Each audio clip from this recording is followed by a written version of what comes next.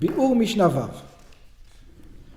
הכותב בשבת, somebody who wrote on Shabbat, שתי אותיות בשני העלמות. He wrote two letters at two different times that he forgot it's Shabbat. Like this old guy you were talking about. Friday night he wrote Aleph, then in the morning he forgot again, he wrote Bet. That's right. לאחר שכתב אות אחת בשוגג, נודע לו שחטא. After he wrote one, he remembered that it's Shabbos. ושוב שכח ושקג וכתב עוד שנייה. He forgot again and he wrote the second one. But again, if he wrote it in another place, it's not a problem. The problem was that he wrote it next to each other now. בשני העלמות, היינו שנעלם ממנו האיסור פעמיים. In other words, are we going to put them together now or are we not going to put them together? That's the question. Let's see. אחת שחרית ואחת בין הארבעים. One was in the morning, one was during mincha time. או שכתב אחד בשבת בבוקר ועוד אחת בין הארבעים. שהואיל והייתה לו שהות מרובה בינתיים, since there was a long time in between, כדי להיוודע, in order to remember that it was Shabbat, הרי זה כאילו כתב בשני העלמות. We're going to consider it like he wrote it in two different occasions. כך מפרש רש"י. This is what Rashi explains. אבל בתוספות מקשים על פירוש זה. תוספות ask a question. ומבארים שפסקה זו היא המשך לפסקה הקודמת. They say this is a continuation of the previous sentence. What does it mean? הכותב שתי אותיות בשני אלמות, one who writes two letters in two different times, ואפילו אחת שחרית ואחת בין הארבעית, even two different times in one is a long time in between them, one is in the morning, one is in the afternoon, שיש הפסק גדול ביניהם, where there's a big part between them. So we're going to have a difference of opinions over here again. Let's see who is more obvious and who is more strange. Let's see who do you agree with. Rabban Gamliel mechayev. Rabban Gamliel says you're obligated. You are obligated. You wrote two letters. Yeah?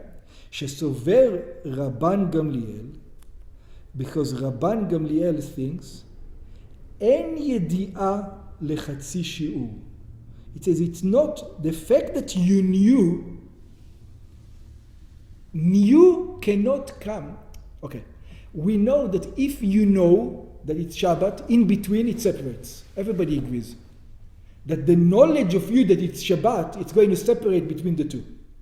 And then you forgot again, so that everybody agrees that the knowledge that you understood it's Shabbat, it's a separation. Rabban Gamliel also says, if you had knowledge that you wrote two letters, right? Separation of the letters or separation of the act, of the chiyuv, of the obligation of you to bring the korban. Okay. But Rabban Gamliel says, over here, because you did not write a whole word, you cannot say it is separating. If you write two words, then your act separated. Over here, the knowledge did not separate the act because you never had an act. An act means you wrote two letters. Over here, there was never an act. So that's what Rabban Gamliel says. Rabban Gamliel is very specific. It says, knowledge separates when you did something. Over here, writing one letters, you didn't do anything. Because you didn't do anything yet, your knowledge doesn't separate it. And when you write the second one, I'm going to obligate it to you now. Chachamim says, no, your knowledge that it was Shabbat itself separates between the two, therefore you're not going to obligate it. Rabban Gamliel says, Chachamim, are you crazy? How can you say it's separating? You didn't do nothing. If you didn't do nothing, it cannot be separating. That's the argument. רבן גמליאל מחייב, שסובר רבן גמליאל, רבן גמליאל thinks, אין ידיעה לחצי שיעור. It says you cannot have knowledge to half an act. There's no knowledge. The guy remember what? That he didn't do nothing? Okay, I remember, I didn't do nothing. So there's no separation of him. Only if he remembers, I Mechalel Shabbos. Now that's separation. But here it's no separation. כלומר,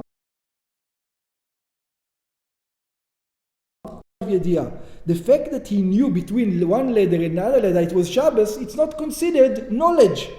מאחר שהייתה על מלאכה של חצי שיעור. Because he doesn't have because it wasn't the whole job that was done, it was only half.